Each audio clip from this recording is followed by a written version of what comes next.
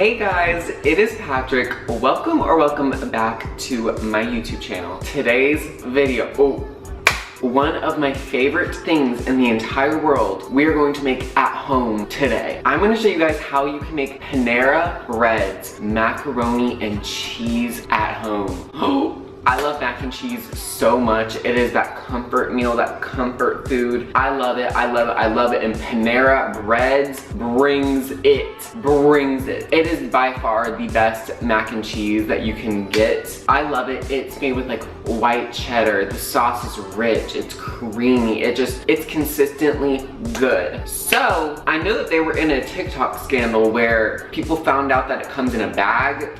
I'm not gonna lie, that does creep me out a little bit. And I'm not going to be preparing this recipe in a plastic bag, so we won't have to worry about that. But yeah, this recipe is super easy. I found a copycat recipe on a blog, so I will leave the link for this down below. You guys need to try this out for yourself. If you love this mac and cheese just like I do, I think you're gonna really wanna make this. Okay, so obviously this is called mac and cheese, but we don't use macaroni here. So Panera actually uses shells for their mac and cheese, but you can't really call it shells and cheese because it just does not have a really good ring to it. And also, if you already have like macaroni or another pasta, you can just go ahead and use it. You don't need to get the shells. Like if you want it to look just like Panera's, get the shells, but all pasta tastes the same. So if you want to use a different shape, go ahead and do that. Okay, so obviously the first thing we're gonna need to do is boil our water. So let's do that. So I have a pot on my, what's it called?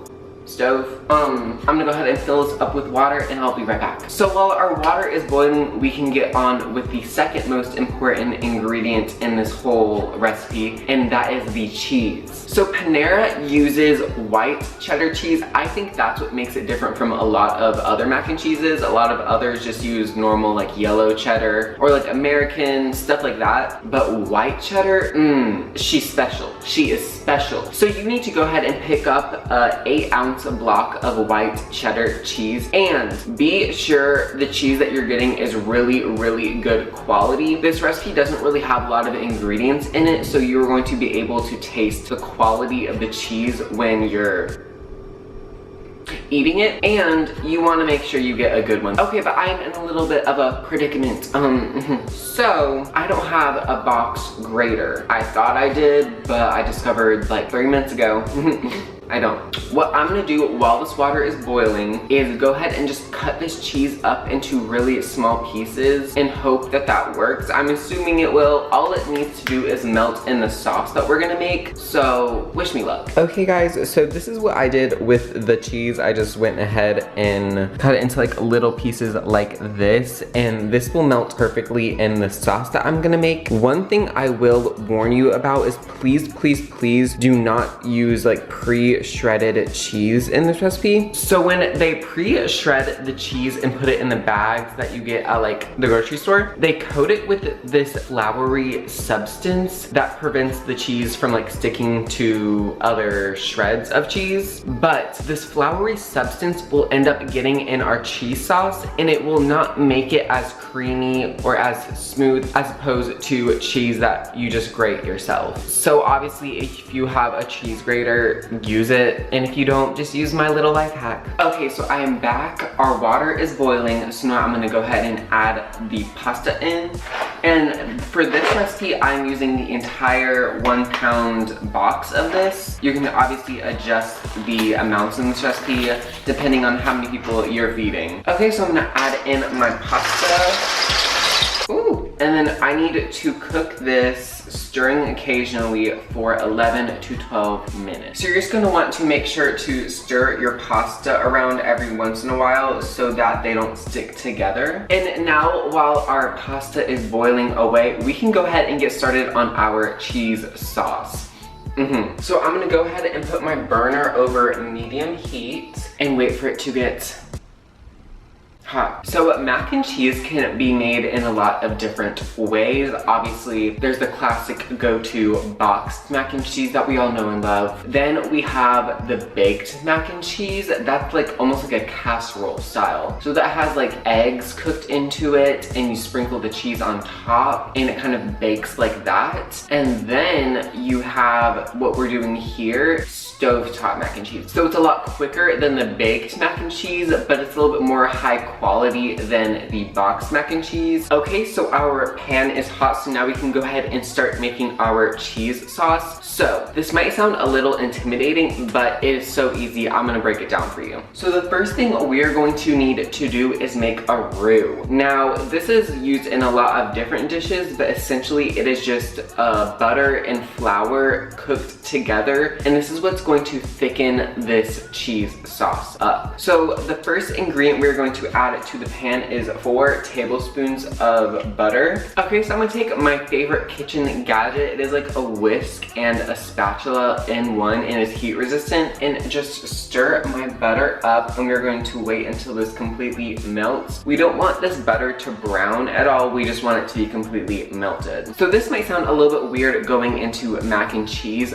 but this is what's going to really thicken this sauce up, and we're gonna do a special step that will prevent us from really tasting this flour. So I'm gonna add in the flour to the melted butter, and then I'm gonna stir this mixture together for 1 minute over medium-high heat. And what this 1 minute is going to do is cook off that raw flour taste, so we won't really taste this flour in the cheese sauce. And you really do want to make sure you are constantly stirring the flour and the butter mixture, because if it burns on the bottom of the pan, you're gonna taste that burnt flavor. Okay, so I've been stirring this for about a minute. Now I'm going to go ahead and reduce the heat to medium, and then I can go ahead and add my liquids. So I can go ahead and add in 1 cup of milk, and then stir this around just until the roux and the milk are combined. Now, I did say this is not a, how should I say, healthy recipe. We are literally using 2 cups of heavy cream in this, but this is what makes it so good. So I'm gonna go ahead and add my 2 cups of cream to the pot. Okay, and just like that, it has been 11 to 12 minutes, so our pasta is done. So I'm gonna turn the heat off and go drain this. Okay, so our sauce is looking amazing. Now we can go ahead and add in our seasonings. We need this to be seasoned. So obviously the first ingredient we're going to have to add is salt, and this recipe uses like a teaspoon of salt. Boom. Here is the step where you could add in some black pepper. I know a ton of people love their mac and cheese with a lot of black pepper. I don't really love pepper that much, so I don't add it in my mac and cheese actually, but if you want it, go ahead and add about like a teaspoon. Okay guys, this is the secret ingredient to this entire recipe. You have to use this. So if you're making mac and cheese at home and you're wondering why it doesn't taste like Panera's, you need to be using ground mustard. This you would probably think would never go in mac and cheese, but it is that secret ingredient that you have to use. It doesn't make the mac and cheese taste like mustard, but it just gives it that extra edge that makes it taste just like Panera's. So we're adding a teaspoon of this into our sauce